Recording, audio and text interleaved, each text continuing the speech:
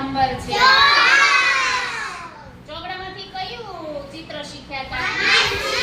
ચાલો હજી એકવાર જોઈ લઈએ. માછલી શીખ્યા હતા, ચોકડાભાઈને સુડાવી ગઈને. શીખ્યા હતા ને આવી રીતે? આવડી ગઈ છે? સરસ. હવે આજે ચોકડામાંથી એક બીજું ચિત્ર શીખીએ.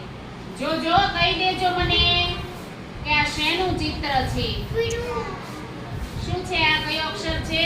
ચોકડો. હવે જોજો, ચોકડાભાઈને આવી રીતે કરી દઈએ અને આને આમ લીટા આડા અને ઊભા કરી દઈએ. જોજો ધુરુભાઈને ક્યાં યાદ બધાને ખબર પડી ગઈ? બોલો કયું ચિત્ર